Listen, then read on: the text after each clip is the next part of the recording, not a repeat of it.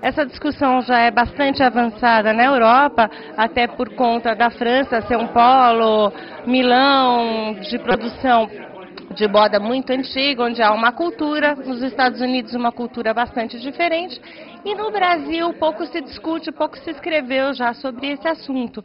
É um assunto bastante polêmico, porque a moda tem as suas características e peculiaridades, uma intensa criação, onde o novo, a novidade é procurada constantemente, mas muitas vezes a originalidade ela existe. O que me ocorre uma discussão bastante interessante atual que está ocorrendo, não no Brasil, mas lá fora, é a discussão, a briga do Louboutin com Yves Saint Laurent pelo solado vermelho.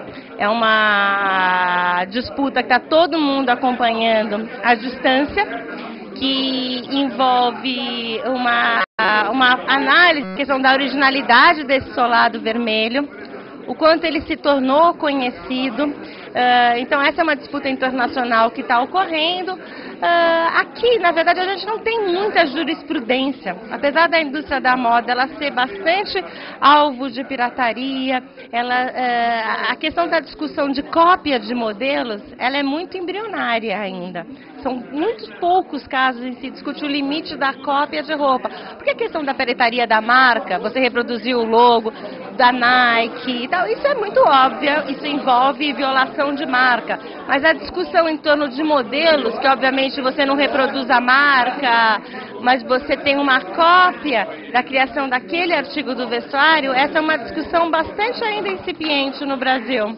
Daí a importância do tema por ser algo muito novo, que com certeza vai ter muita repercussão ainda aqui no Brasil, não é? Com certeza, com certeza. A indústria da moda no Brasil tem crescido bastante de importância, até os eventos entrando nos calendários internacionais da moda. Eu acho que o Brasil está no foco em diversas áreas e também está no foco na criação de moda, vários criadores também já se apresentando lá fora. Então eu acho que é um assunto que só tende a crescer, essa preocupação, na medida que a indústria da moda vai cada vez mais adquirindo uma personalidade, vai se destacando, vai cada vez mais investindo na criação, no novo, no original.